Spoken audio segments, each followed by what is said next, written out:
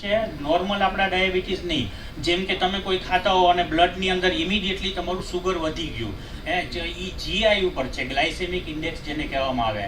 તો લોકો એમ કહેતા હોય કે અમારે છે ને એવો ઉપમા બનાવવાનો છે કે એવું પ્રીમિક્સ કરી દો કે એનો જીઆઈ બધીથી ઓછો હોય, એટલે અમે આ લોકોના ડેટા ઉપયોગ કરી અને એમાંથી લઈ અને જેનો જીઆઈ ઓછો હોય એ પ્રમાણે એ પ્રોડક્ટ બનાવીએ છીએ.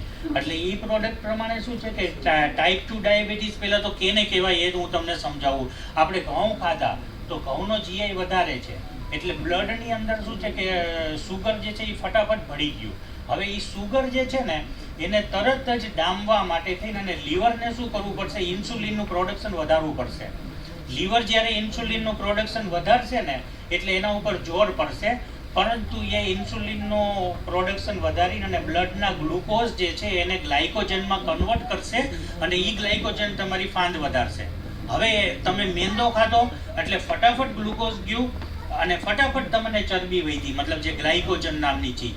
તો એવું કન્ટિન્યુ થયા રાખશે એટલે લીવરને બહુ વધારે જોર પડશે. અને આવા બધા જે મિલેટ્સ છે ને એ ખાવાથી ગ્લાયસેમિક ઇન્ડેક્સ એનો તમને કોઈને ખબર છે? ગ્લાયસેમિક ઇન્ડેક્સ એટલે જેમ કે સાયન્ટિસ્ટોએ સુગરને એક નક્કી કરેલી માત્રા છે કે સુગરનો ગ્લાયસેમિક ઇન્ડેક્સ એ 100 હોવો જોઈએ.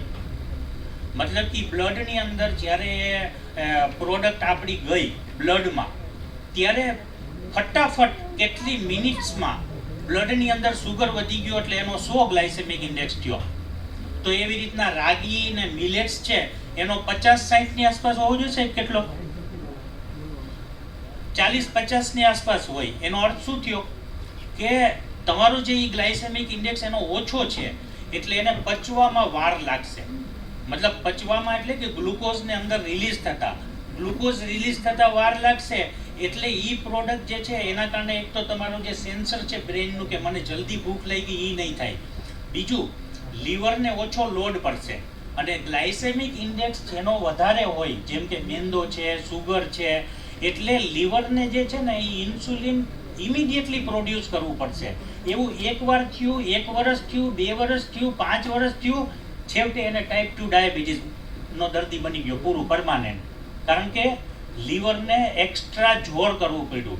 એટલે આપણે કોઈ પણ પ્રોડક્ટ સિલેક્ટ કરીએ છીએ ને તો હંમેશા જીઆઈ ઓછું કેનું છે એવી પ્રોડક્ટ સિલેક્ટ કરવાની.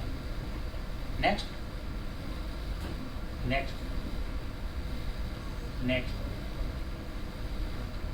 હવે જો આ નિયાસિન છે તો આપણે